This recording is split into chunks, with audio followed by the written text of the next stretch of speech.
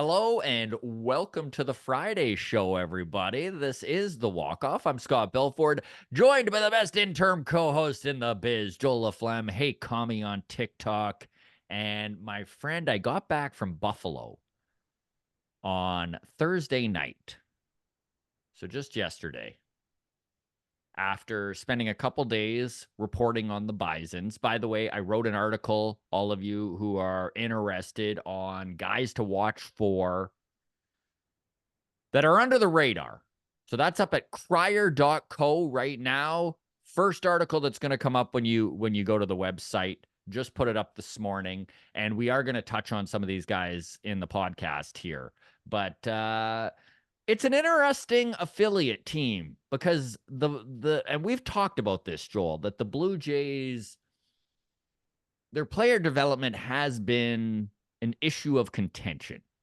But I will say that despite lacking that high-end prospect in Buffalo, and that's a whole other matzo ball that we can tackle maybe another day, where obviously that's a problem, that there isn't that highly touted, highly hyped guy that's on the verge of the big leagues.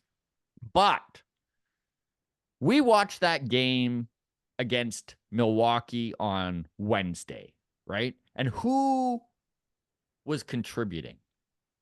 It was the blue collar boys. It was the Buffalo boys. It was Spencer Horwitz. It was Ernie Clement. It was Davis Schneider. All three of them had 2 hits each.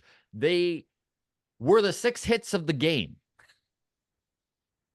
And the Bisons are a very blue collar team.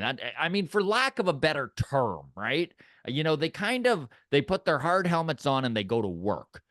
These aren't bonus babies. These aren't guys who were drafted in the first or second round and doors have just opened for them. These are guys who have had to work their butts off to get to where they are. Again, not necessarily good news organizationally all in all, but there are some really talented guys who very well could contribute to this team in 2024. So we're going to dig into that. We're going to talk George Springer because tough not to with what he's doing right now.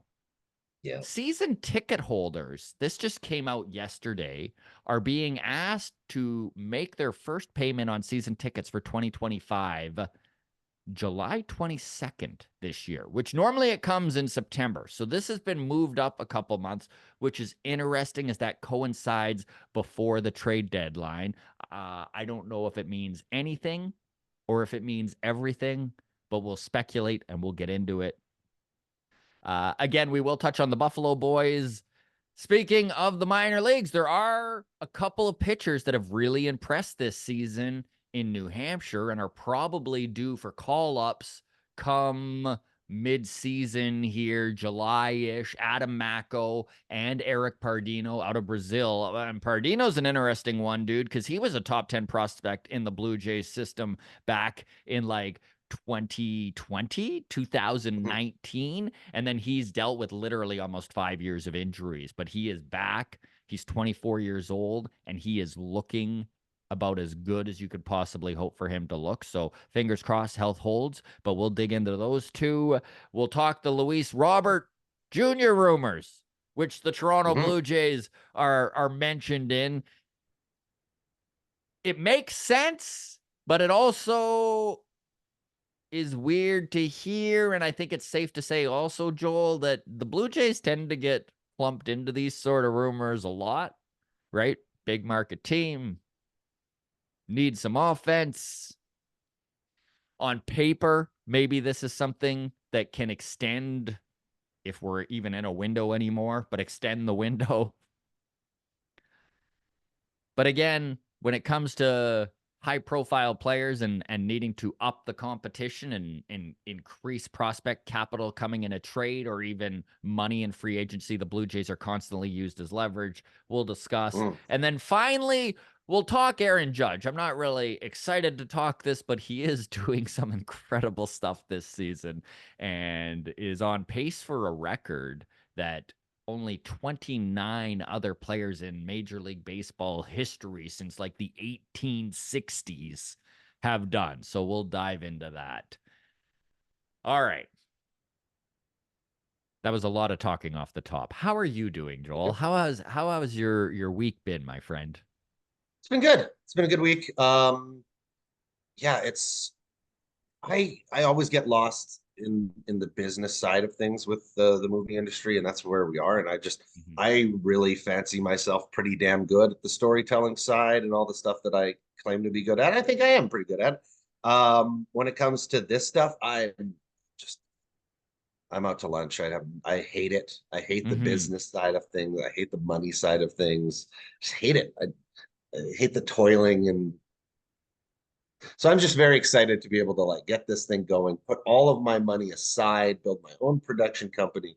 And then when I want to make something, I'll just go to myself in the mirror and go, I really want to make this. And then I'll go, sure, here's the fucking Yeah, money, go you do it. need that You you know? need that big break and then you can do it all yourself. For those of you wondering what Joel's talking about here, and I'm very lucky to have been involved in a little bit of the writing process. Obviously, you're the driving force here, but we've written a show together. Joel, again, for me to say we, I mean, I really do feel like it's more you, but we've contributed, Adam and I, and You can uh, absolutely say so we. we're now at the point where this is being pitched, and there are actual companies that are truly interested in sort of in a bidding war here.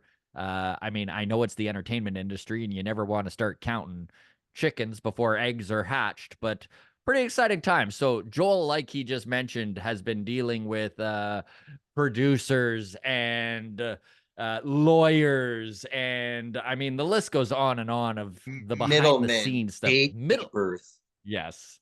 Yes, just all the people that stand in the way of what was the 90s for film. What the 90s were is gone because now there's like 800 people in between the audience and the creator. And these 800 people all want to check. So, So do we.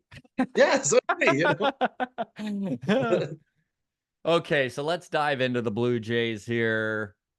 Milwaukee series was a disappointing one, especially considering that the problem with that series was the problem that we have seen all month long, all season long, all last season long, a lack of offense. And the pitchers got it done once again this series, and good starting pitching wasted for the most part here.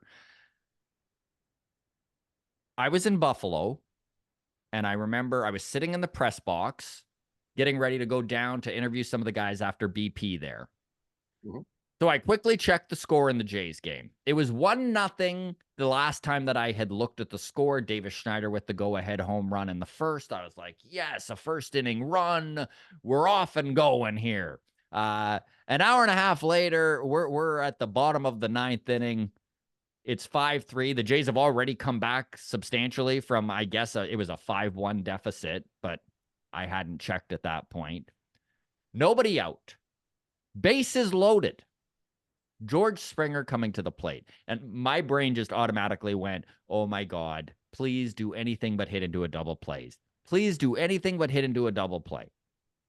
And I mean, I guess slight success. He struck out.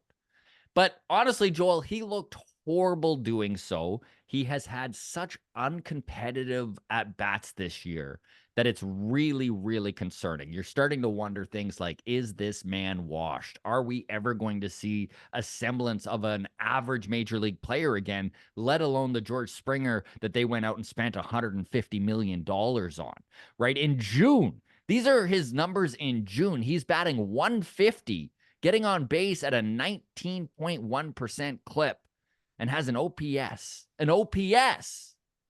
of 416. This is hard to swallow because George Springer had been slumping so heavily before this, right? Like his season numbers, he's batting under 200 under the Mendoza line at 198. I know batting average isn't the be all and end all, but he is the fourth worst in all of baseball with over 200 at bats. It's not pretty, dude. And I think watching him in that bottom of the ninth scenario summed up the problem that is George Springer, which is he is a rally killer, right? Mhm. Like They managed to get a run with that bases loaded, nobody out. But I mean, you're down by 2, nobody out, bases loaded. You would think you would accidentally score 2 runs. Like I really frustrating to watch. And so I will ask you this. Do you have hope that George Springer can be anything other than a $25 million a year bench piece moving forward? My only hope is that like he needs a wake up call. He needs to be I like he needs to be dogged. He needs to be booed. He needs to not sleep at night.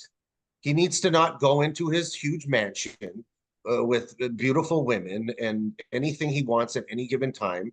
He needs that. He needs some pain right now. He needs some sadness. He needs to be embarrassed because he comes and he still jumps around with Kevin Kiermaier and they dance and they have a real good time and he's having fun.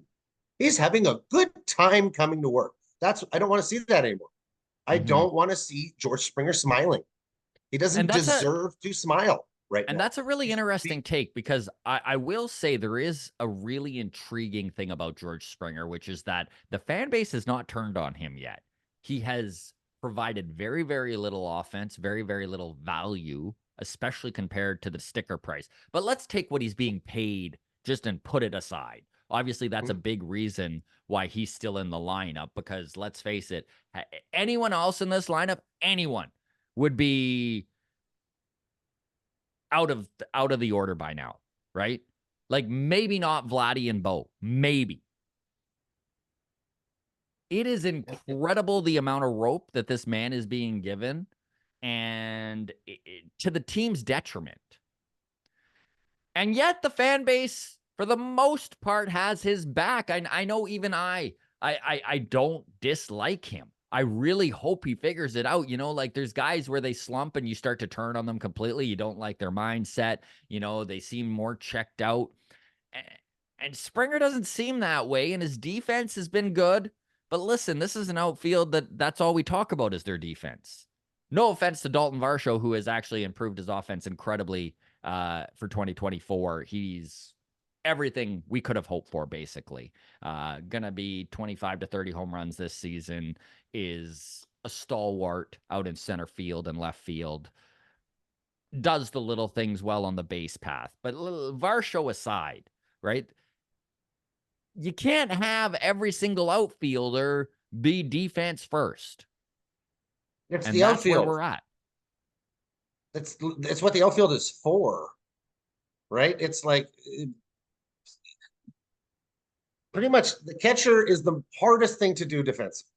As the further you get away from that position, the easier the game is. It's just like there's a lot. You're not turning double plays in the outfield. You catch the ball, you throw to the cutoff man, you throw to the base. The game is very basic for you at that point. Oh, there's runners on here. I better go here. I better cover this base. You don't have to cover bases. You don't have to do any of that shit. You're just there. The ball comes to you, you catch it. So it's literally your position aside. Like center field is obviously defensively heavy, but right and left are offensive positions. The spot in the lineup that you fill is more important than the spot on the defensive side of things that you fill if you're a left fielder or a right fielder. It's more important to me that you put up 25, 90 RBIs, you bat 280, you put up the offense. That's what third base is for. That's what first base is for. DH is for. I need a mobile guy at second. I need a good arm and mobility at shortstop. I need some wheels in center field. Besides that, who gives a shit about the defense? Who gives a shit? Because they're all so fractionally different at that point that I'd love a larger difference in the bat than fractional difference defense. And you look at George Springer and the fact that he still has 2.5 years left of control, and you start to wonder, is this a guy who is just going to wind up getting paid out by mid next season? Like, how much rope do you think this Blue Jays front office has with him?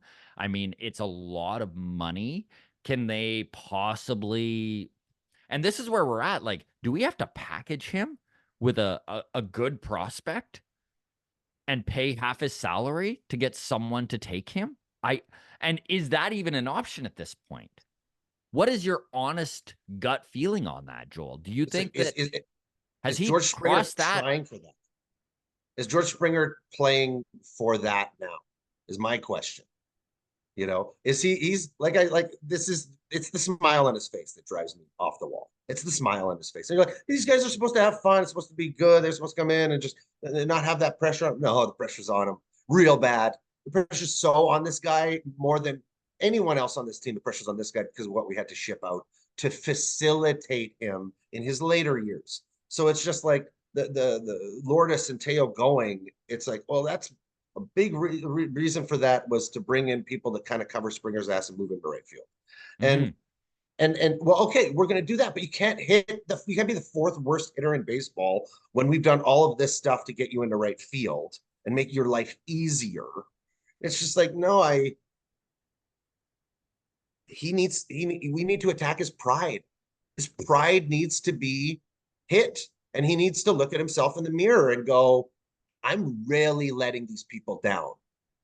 And these people, this entire fan base, this entire country should hate me right now, and they don't. Why is that? And why aren't he did an interview just recently, and he's like, it's on me. And I think it was Caleb Joseph saying, like, there's no reason for me to disbelieve that this guy isn't, wanting to win and wanting to be successful. He says all the right things. And I'm like, he says all the right things. We're paying a guy $150 million to say all the right things. And I will say too, Joel, just to kind of have your back here for those of you who might be maybe new to the walk off here, and to all the grounds crew, thank you so much for always following along. We really do appreciate your viewership. But Joel has been a proponent of fun right from the beginning, by the way. So, like, I just want everyone to know that you saying, I don't like seeing George Springer smiling, I don't like seeing George Springer having fun, this has been years worth of rope that you have already given him for you to get to this point where you're like, okay, like, you're literally dragging this organization down with you, and it's time to start acting like it. I think he should shave his head. I think he should get rid of his like balding hair. I think he should come out completely different. Yeah. I think no smile, dead serious, change your entire persona. The girls after a breakup idea. Go with bangs. Exactly. Do something. Exactly. Do something. Change your hair. Change what? Like, just he needs. I just hate that he's happy. I want happiness on this team. I want casual. I know you do. I want them to be really loose, because loose is, you can't hit unless you're loose. You can't throw unless you're loose, right? But with him, it's too much happiness in so much failure. You see the happiness deplete out of the competitive players, right? Bo is not as happy. Vladdy not as happy, right? Their happiness has been sucked out of them by this succubus that is George Springer. He sucks up everybody else's happiness. That's what I'm starting to think. He's happy because he's sitting there going, give me your happiness, and I'm happy, and I've made this entire team suck. So it's just like, stop sucking up the happiness and being happy when you suck so bad right now. And grounds crew, please drop your comments below. We're going to tackle this in mailbag on Tuesday, because I really do want to know where everyone is at on George Springer. Are we being too harsh here? Are we not being harsh enough? Where do you envision George Springer in a year, everybody? Do you think he's even getting full-time playing time at that point? What does he need to do? I am reminded, so Baseball Town is coming up Thursday.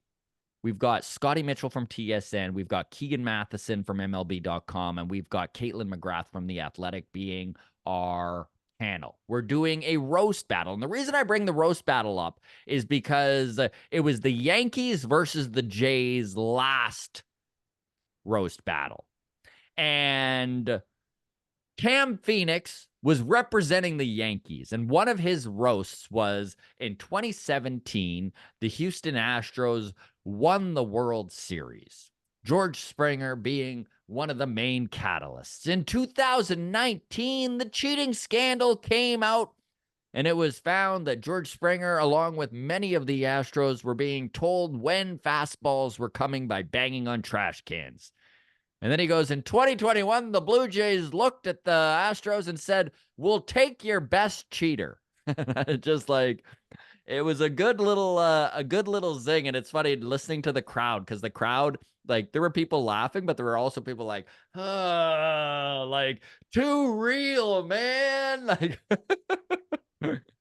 Oh yeah, it's 100% that. I had a comparison, but the comparison is probably too evil to bring up. But just the fact that you sit there in the audience and that like it cues into a trauma and you should laugh, but you're yeah. sitting there thinking about your dad spanking you when you were 8, and you're like, This still bothers me. your hand starts to shake. Boo! Um, Yeah. no, it's yeah, it's We're in a tough it's spot all with those things. Springer. Like, that's It's the all those truth. things. Yeah. It's all those things. It's all those things, and it's the lack of concept of you don't get a 31-year-old center field. You don't spend big money on 31-year-old center fielders. Their hamstrings are gone, their knees are shot, they've run into the walls for the last 10 years. They probably have CTE, and it's just like there's no reason to. You're getting a car after it's done the 24 hours at Le Mans, right? It's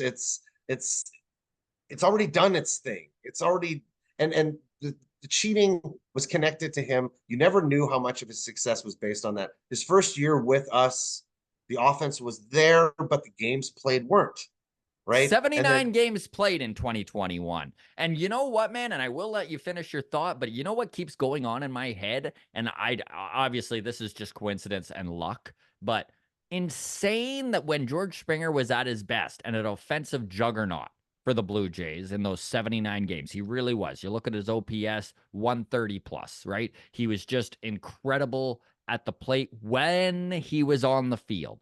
The Blue Jays then move mountains to make sure that he is out of center field and in a less arduous position in the outfield and right. And since doing that, he has been 100% healthy, but he has sucked. He is now invincible. You cannot take down George Springer now that he is awful at baseball. 2021, he was taken out constantly. He was a glass. He was glass. yep, God, the baseball gods are weird, man. they really really are. And yeah, just the fact that Teo took like 22 deferred this year, Mhm. right, which is less than Springer, and Lourdes is making like 15, something like that a year, and you're just like, those were the guys that we couldn't bring back. Those guys, for years, I was hearing these are unsignable contracts for the Toronto Blue Jays. Toronto Blue Jays it'd be impossible, but we got George Springer for 6 years, right? It's Yeah. just like, and it's gonna. How long is that gonna be the biggest contract we ever signed? If we don't sign Bo or Vladdy, we may go 10, 15 more years with that being the biggest contract we've ever signed, and it's just, Yeah, you do wow, need to man. worry, like, is this ownership going to become gun shy with these type of contracts if they are using this as the example? We'll move on from George Springer here. I feel like both you and I could talk about his down season forever, so we'll bury that and move along here. But this was really interesting. Numerous people were tweeting about it on social media, and then Ben Nicholson Smith of Sportsnet dug in a little deeper, and it is true. So this is a tweet from Ben. He says, heard from some Blue Jay season ticket holders who got their 2025 renewal notices via email this afternoon. Typically, first payments for the following year are required in late August or early September. This year, it is July 22nd, 8 days before the trade deadline. Now, this almost makes me hopeful. This almost makes me hopeful that this front office recognizes that if the bottom falls out of this thing and June goes as badly as some people are predicting, that maybe there will be a sell-off, and they're trying to pad the season ticket stats before they actually blow this thing up. Now, I still am doubtful that this team has the gumption, that they've got the intestinal fortitude to do what is right for the organization long term. I don't want to see Atkins at the helm doing this. We've mentioned that a million times, but if it is that sort of thing, do you think that this is a coincidence, Joel, or do you think that there's actually there's some there's some fire when we see smoke here? Yeah, you come to September and we're in fifth, and we haven't done anything, and we're in fifth, and you don't see us being out of fifth for a long time because clearly we're going into rebuild. Clearly we're going into that route. We've dealt our players. We've dealt Vladdy at this point. Bo's no longer here. What jersey are you gonna buy? Mm-hmm. That's not a feeling in September to have for, oh, do you want to buy some season tickets for next year? Hey, next year's motto, who's our best player? Who's the face of the franchise, man? It's like the Riddler is a question mark. It's like it's a hell of a lot more appealing when you're still selling to the core. Here's the core. Here's the core. Okay, we got Yeah. all those tickets. Blow it up now. Let's get out of here. We got it feels like Point Break, and we got to rob that one last bank at the end of summer. We got to hit one last bank, what real hard, and then we're gone. The cops will never chase us. Well, I'm sorry, but I work for the FBI, and I'm undercover, and you guys are Yeah. boned. If Ross Atkins puts on a Richard Nixon mask, we need to really prepare ourselves for a shakedown, right? Yeah, that's right. That's right. Point Break reference. That So movie this is is what's interesting then. They are doing this, right? This comes out yesterday. Then on top of it, John Heyman comes out yesterday and states that Luis Robert Jr. looks like he is going to be traded at the deadline. And the teams that were mentioned was the Los Angeles Dodgers, Philadelphia Phillies, the Kansas City Royals, the Seattle Mariners, the Atlanta Braves, and the Toronto Blue Jays. Luis Robert is a juggernaut when it comes to offense. The dude hits for power. He hits for average. He is a center fielder that lacks defensive prowess. I mean, he'd look good in right field, in my opinion. We've got Dalton Varsho. Center field is locked up. Mhm. Kevin Kiermaier gone after this season, maybe beforehand. In your mind, is Luis Robert a guy who makes sense long term for this team? Like, and do you think that they even have the prospect capital to pull something like this off? I think they do. I think they do have the prospect capital because some of those prospects right now are performing at the major league level. So you've got a mixture of kind of like untouted talent that's performing and a mixture of like Arelvis and Tiedemann. So there's the high prospect ranking, and then there are the guys who are kind of beyond the prospect ranking who are actually just performing. So like I know that people would be interested in Ernie Clement. I know people would be interested very much in David Schneider. We're going to deal him. I don't know.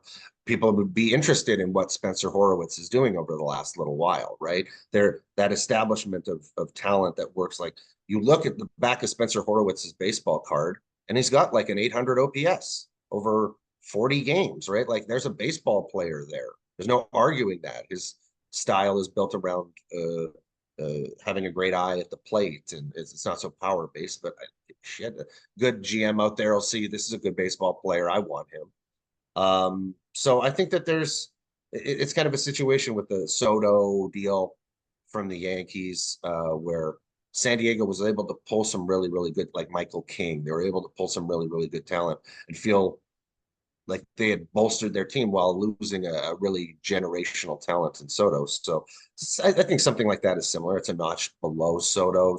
He's not that talented, but of a hitter, but he's a really, really great player who would be kind of the right fielder that you would want. You put that next to Varsho, but that's going to kind of be a deal that like, do you make that deal? Do you let do you let Bo and Vladdy walk and then like try to lock up Robert as a cornerstone piece to kind of build a new team off of? Is kind of that He would be idea under that like, contract, if you're wondering, everybody, until 2028. He's owed 12.5 million this year, 15 next, 20 in 2026, and 20 in 2027 with an option for 2028. My guess is he probably declines that, but you never know what happens there. He has 7 home runs this year in 60 at bats. He's been injured most of the season. Just to put that in perspective, by the way, George Springer has 2 home runs in 230 ABs. So Springer's a bad guy to bring up there. I know I'm kind of we're burying him at this point. that's the But spot you're moving out, right? Like that's if he comes in and you're able to kind of keep the team intact, you're that's a technical that's a play for this year to be Dalton still. Varsho has 10 home runs and Davis Schneider has 8. Other than that, Luis would be tied with Vladdy for third on this team and has played about not even a full month of baseball. Yeah, yeah, that's Now, just so shocking to our home his run numbers. career average is just right around 280. He is hitting 200 right now, but again, we're talking 60 at bats here. Mhm. We're also talking a Chicago White Sox team that is providing 0 protection for him in the lineup. Yeah, and protection, like we're going to transition this to talking about Judge here, but you see what that does when you connect something either in front or behind a player to make sure that they see the pitches that they need to see where, you know, what is Luis Roberts, the type of guy that he's in the lineup, he'll smash kind of what's down the middle, but you don't have to pitch to him with that lineup. If you're smart, you know that he's the dangerous one. We'll throw the corners. The only thing he's going to be able to hit out is something that we hang because we don't mind walking this guy. The next guy up has a 560 OPS. Everybody on the Chicago White Sox has a 560 OPS. So why would you pitch the one guy who's got an 850 OPS, right? Mm-hmm. So that says a lot to that batting average, but still having the power because he's probably not seeing the pitches to hit for a high average. He's the only threat on that damn team. And that goes to show that you bring that here, and then he starts seeing one more hittable pitch in You at bring bat. him here, you sit him down with Don Mattingly, and you shake that power out of him. You shake it right out of him. Yeah, you get it right out of him. Say, listen, pulling the fastball may feel cool. Yeah. And but have you tried spraying the ball all over the field? Yeah. Have you ever tried just, a dying quail? We're going to teach you how to shoot some dying quails off the right field here. Yeah. No. Where are the guys who say no to the hitting coach on this team? I'm going to go hang out with them. That's a group. That's an ever expanding group. The Buffalo Boys. Just do what feels right. Coming up and using their approach that they were using with the Bisons. And I know I'm joking right now, but I'm also not really joking that much. And I was in Buffalo for Tuesday and Wednesday's games there. Both of them, they won. The Bisons are a very good team this year, by the way. They're in second place in their league or conference, I guess is how they do it there. But so I did want to bring up a couple of guys who, because the truth is, man, Ernie Clement, Davis Schneider, Spencer Horwitz, these are not bonus babies, right? These are not high-end draft picks that had every door open to them. These are guys who had to, and I know Blue Jays fans can attest to this because we watched what Davis Schneider had to do. We watched what Ernie Clement had to do and what Spencer Horwitz had to do to be given regular playing time on this team, a team that the offense has been anemic all year. They had to literally bust the doors down. And a lot of it has to do with that prospect pedigree, right? They don't have the hype. They don't have that top 100 baseball America push, if you will. And Yeah, like I I wonder if you need to like take some sort of like evil science fiction mentality when you get these players and just assign them a number, like stamp a number on the back and you're yeah. like X4273801 is just shit in the bed today, right? There's no junior attached to that name. There's no pedigree. It's just a Mm-hmm. number. And all we look at is your numbers. And you just slot in and we can't judge you based, well, he's batting 300 in single A. We should probably bring him up. His dad was this guy. It's like, as opposed to this guy for 3 years has a 400 on base in AAA. I don't know. I've never seen his last name before though in the major leagues, so he can't be good. I've never Well, seen a Horowitz before, so he can't be a good baseball player. and you know what? There is something to be said about that. And listen, I do blame this front office for the lack of high-end prospects there are currently in this system. There's a reason why the farm is ranked. I think it's 23, maybe it's 24. It's in the bottom third of baseball anyways.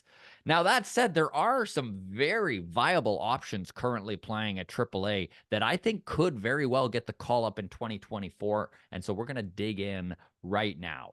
The one guy that just blew my mind watching him. Now, listen, you can look at a guy's numbers and you get a pretty good sense of what they're doing, but to actually sit down and watch them for 2 games just really paints the full picture, in my opinion.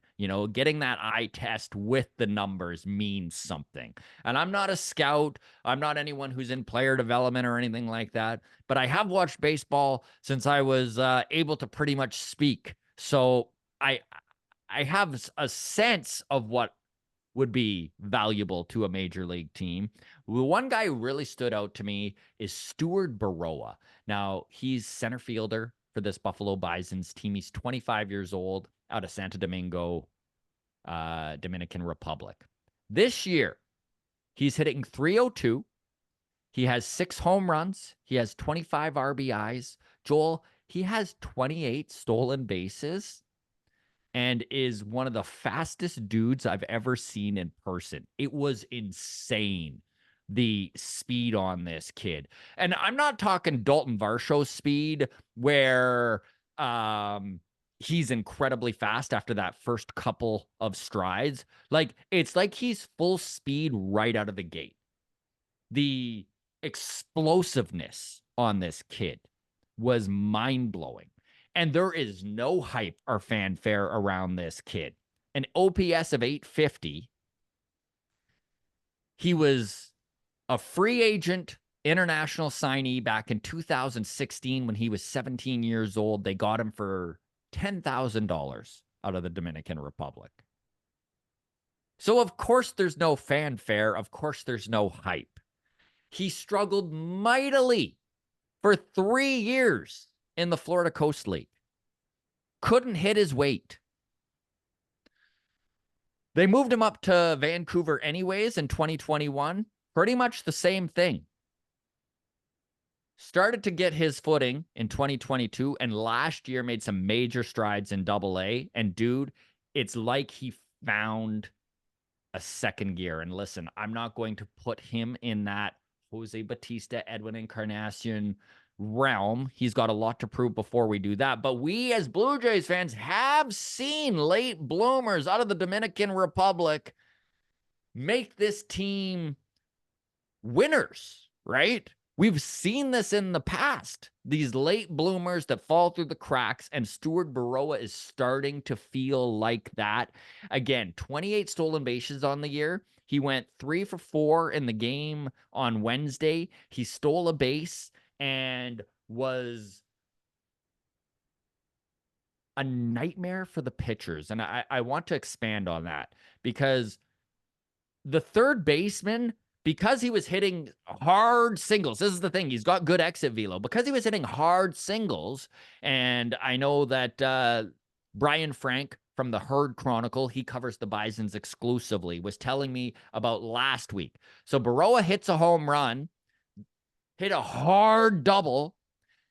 Then they move him back, drops a bunt, just takes first, stole second, stole third, and then was driven in on a fly ball, right? And it's just like, how do you play defense against somebody like that?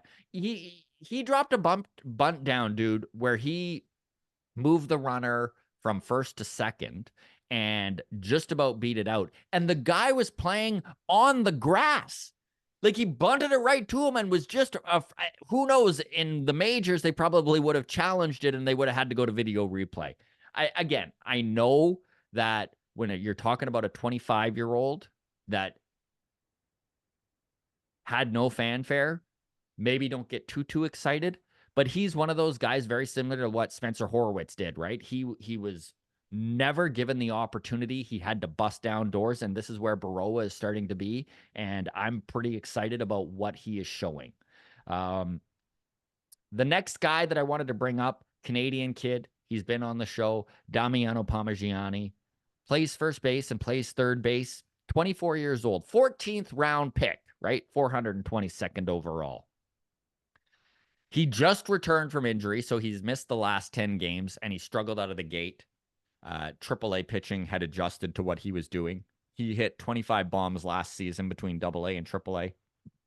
He's already at 7 and limited playing time this year. And Addison Barger is the next infielder up, I think. If they need an infielder, I think it is going to be Barger. However, if there's a secondary injury or Barger is unavailable, Damiano Parmigiani is next in line, in my opinion, to get a call up here. He has a baseball acumen that was really impressive just mentally. You know, you could tell I was lucky enough to chat with him after the game and just very aware of his skill set, which is something to be said for a player, right?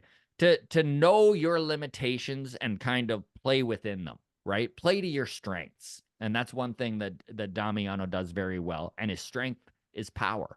I know the bases were loaded and he hit a hard double into the gap to clear the bases and score all 3 when I was there. And just the way he sat on the fastball, something that this team in the bigs doesn't do, dude. He sat, he watched a big ugly curve go for a strike, didn't even touch it. Watched another curve miss the strike zone, missed a third, a slider, dive out of the way, right? Not moving his back. It looked like Kevin Biggio up there. And then got a fastball on the outside corner, dude, and smashed it. So Damiano Parmigiani, the other guy to really keep an eye on. And then finally, I wanted to bring up Mason Fluharty. Okay, he's a left-handed pitcher, a reliever right now in Buffalo, 22 years old, was drafted in 2022, and has moved up the ranks incredibly fast. Obviously, 22 years old, he's in AAA. He's been the best reliever in that pen by far. In 25 games, he has an ERA of 2.67. I know ERA is not a great judgment of what a reliever is doing, so let's look at his whip. Walks, hits, innings pitched. He is sitting at 1.02. Very impressive, right? He doesn't give up walks.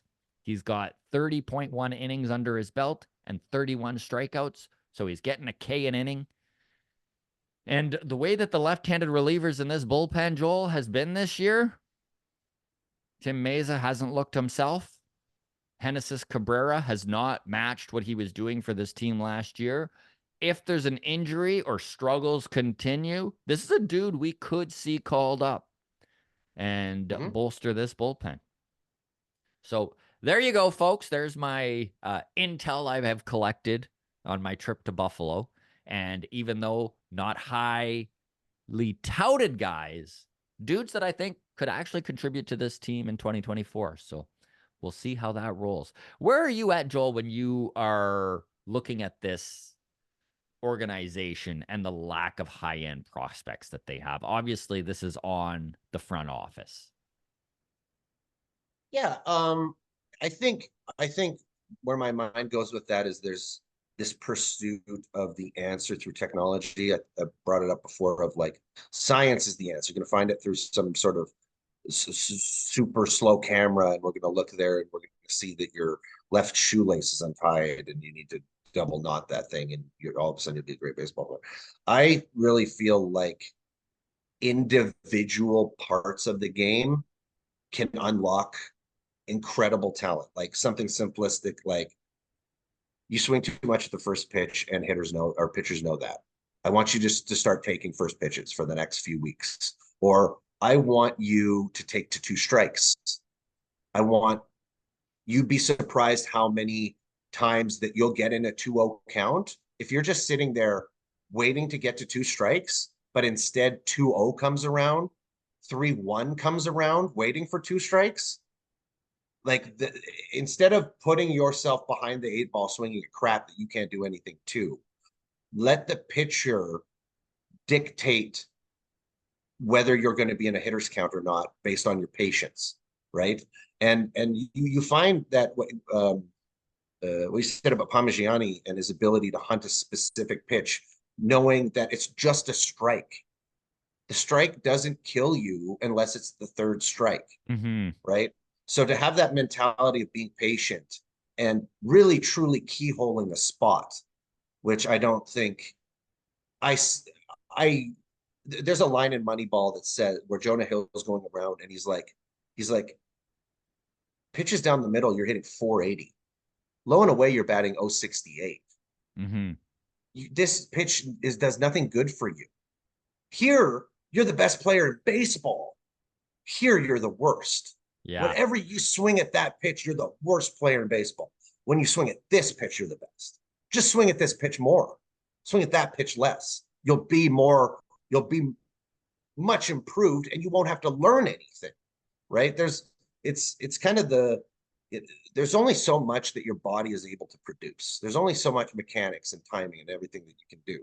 But within the game itself are all these little mini games, and it's all about, the pitcher. So in those situations, I feel like we try to find the answer maybe in technology when I feel like there's usually some sort of really simplistic baseball answer that is old school, it's mentality based, and you can see drastic shifts, Batista, Edwin Encarnacion like shifts on simple changes like that, right?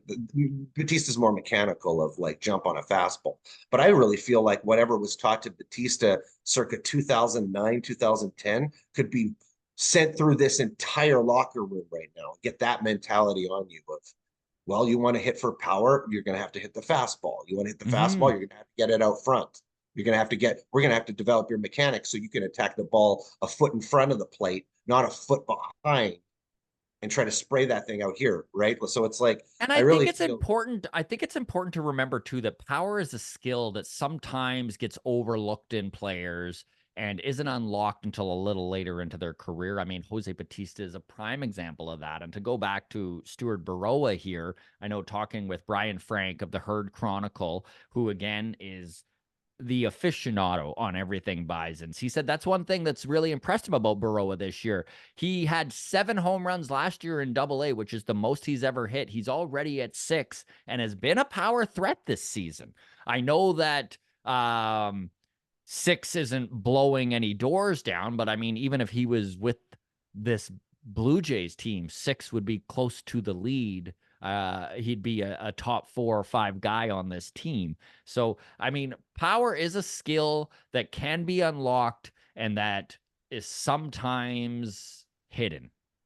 True, but like this is if you're able to Ricky Henderson show some pop later in your career, like Ricky had no pop until he went to the Yankees and became like a 20 home run threat. And the fact that you're able to steal second and third, drop a bunt down and get on base, and then hammer the mistake for a home run, like that's a really nice skill set. Like sometimes 15, 17 home runs is all you need when the other skills are present, right? Like, is Vladdy hitting 17 home run? Like Vladdy's not stealing second. He's not. It's tough to rip the double and have him score without like sucking up 50% of the oxygen in the stadium afterwards to recover from it. Like there's difference in speed, there's difference. And so to have the ability of I'm on first, if I wanted to, I could be on third from a walk. That's very the walk strategy on base is great. On base is great. If you can run, Yeah. if you can run, that's the missing factor of Moneyball is that we don't want you bunting anymore. We don't want you stealing bases anymore. And like, you just didn't look into those factors enough 20 Yeah. years ago, and you Yeah. let those things go out because those are incredibly. I love Moneyball. Those are incredibly valuable elements to the game. Stealing bases, bunting, and there's sometimes you need one run, Mm-hmm. right? Like you're playing innings for, you're playing 9 innings. The first 6 innings you should be playing for a knockout. If you're a tie game or you're down one run, you're playing for one run, and bunts and stolen bases play for one run. So, Couldn't agree it's, more. yeah. Couldn't agree more. Before we wrap things up and talk some Aaron Judge, a couple of double-A pitchers that I wanted to touch on real quick here. One of them is friend of the show, Adam Macko. So Adam Macko, his interview is going to be out early next week. Watch for that on Monday. I should have that up there. He took the time to sit down and chat his career and trajectory throughout professional baseball. He is making noise. Currently, he is with a 3.69 ERA in Double-A. That's over 61 innings. He has 74 strikeouts, a whip of 1.1, and a 4-2 record. He should be getting the call up to AAA pretty quick here, I think. Probably the next pitcher to get the call up when Yariel Rodriguez returns to the Jays. I think we very well could see Adam Macko get that bump to AAA. And I know when I sat down with him, he said his goal for this season is to hit 7 innings pitched. Well, the next outing that he pitched, he pitched 7 innings, allowed 1 run. I mean, this is what guys are in the minors to do. They're there to build up their innings, to become a dude who can throw 150 to 200 at the bigs, and Adam Macko well on his way. Love to see that. Watch for that interview on Monday. And then I did also want to talk Eric Pardino really quickly. He had another scoreless outing in his last at bat, in his last outing. And listen to these numbers, dude. In 24.2 innings, he has a 1.09 ERA, a whip of 0.83, 33 strikeouts over 24 innings. 23 years old, turning 24 this summer. This is a kid they got out of the international free agent draft from Brazil back in 2018 at 17 years old. Eric Pardino has been being talked about as a prospect to watch for like literally 5 years. And it's pretty darn cool to see him healthy, back on track, and dominating to this level. He's another guy, I think, that if there's a dude who is called up to the Blue Jays out of the Bisons pen, he's going to get the call up to Buffalo. I think it's pretty safe to say. So another couple guys to watch for as the season goes on, Eric Pardino and Adam Macko. And on that, we will close things off talking some Aaron Judge. Joel, the big guy, he's at 25 home runs. His last 35 games are the greatest since Bonds. Yeah, it's insane. Right? Like it's literally insane what he's been doing over the last month and some. The last Yankee to put these numbers up was Ruth. Right? Like it's the last Yankee to put up numbers like this over that stretch of time was Ruth. And it's just like that's the sweet thing about the Yankees is when they do something exceptional, they tap into this 100-year history of just to be able to go back and touch Babe Ruth in any way, shape, or form is just so goddamn amazing. And the fact that you're doing it in a replica of the house that he built. I had to say replica. It should be a replica. It should just still be in that old damn stadium. Anyways, replica. But good on Boston and Chicago for recognizing what special stadiums they have. Mm-hmm.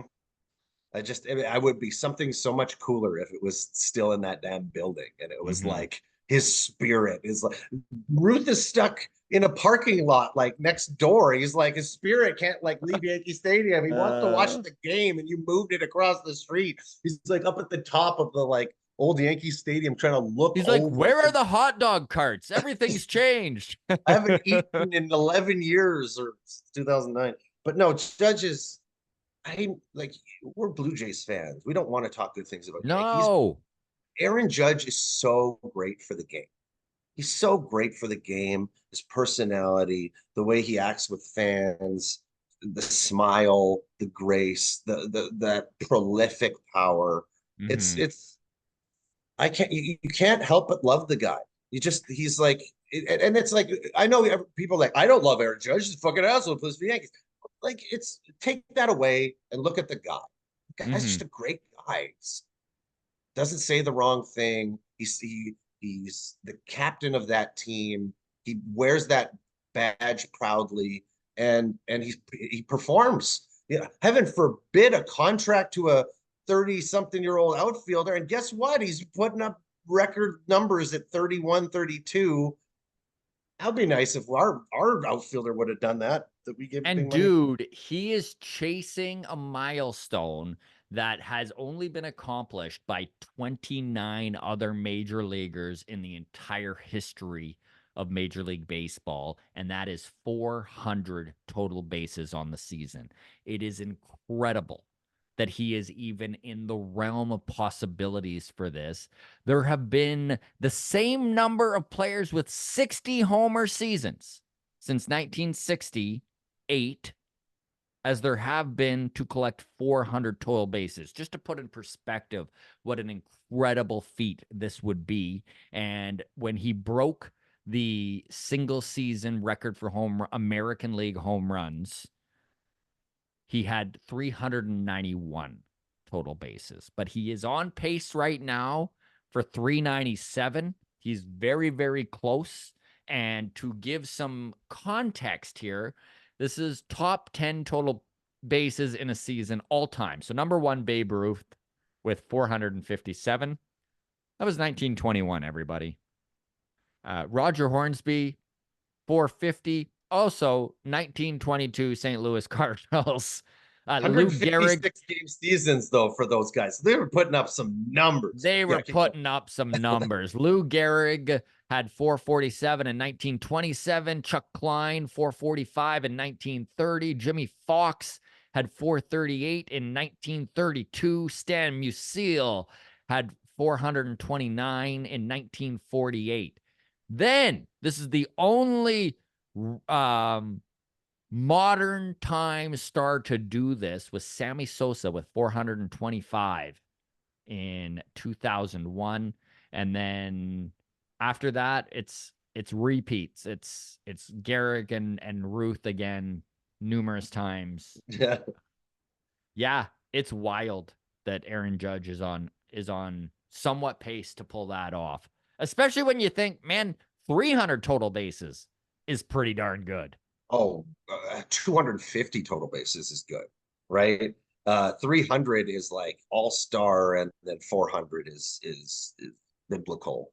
You know, it Yeah. is it is godly. It is mythical total base levels, and 397 after a month of batting 170, right? Like Hmm. if you just take what he's done over the last 40 games and he would have had that start, you'd be looking at 450. You know, Yeah. he'd be on it right now. It says 397, but I feel like the pace is beyond that right now because his the only reason it's 397 and not 440 is because of 4 terrible weeks of baseball where he wasn't hitting anything, his Yeah. power was down, everything was down. Without that, if he was just simply average Yeah. over that period of time, he'd be on his way to 420.